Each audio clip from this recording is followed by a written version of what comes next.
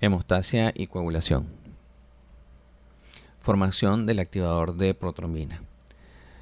La formación del activador de protrombina se produce tanto por vía extrínseca como por vía intrínseca. En la primera implica el traumatismo sobre la pared del vaso y la segunda se inicia en la sangre propiamente dicha. Esto lo veremos más adelante. La vía extrínseca que es el mecanismo para iniciar la formación del activador de protrombina, empieza cuando la sangre entra en contacto con tejidos traumatizados.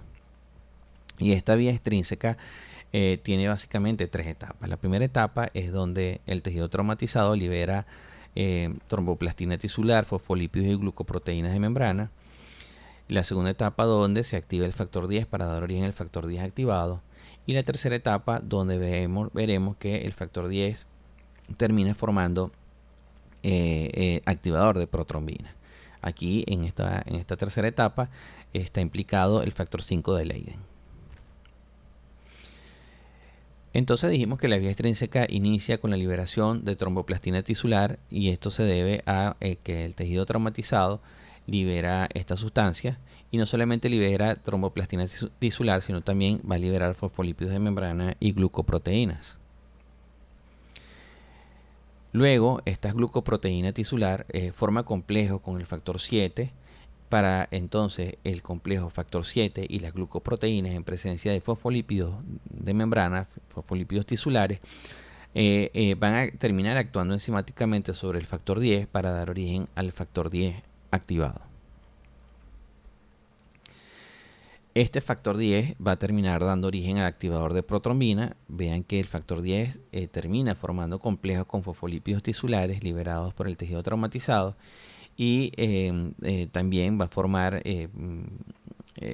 complejos con el factor 5 de Leyden, y esto termina dando origen al factor al activador de protrombina. Esto ocurre en un lapso corto de tiempo y el activador de protrombina rompe la protrombina para dar origen a la trombina y seguir la cascada de eventos que ya hemos descrito, es decir, la trombina actúa sobre el fibrinógeno para dar origen a la fibrina. Pero también la trombina tiene un efecto de retroalimentación positiva actuando sobre el factor 5 para acelerar el proceso una vez iniciado. Y aquí está el proceso, o mejor dicho, la vía extrínseca descrita en forma de esquema. Vemos aquí entonces ocurre un traumatismo tisular y esto produce la liberación de tromboplastina tisular, de glucoproteínas y fosfolípidos. Las glucoproteínas junto con el factor 7 terminan activando, mejor dicho, el factor 10 para dar origen al factor 10 activado.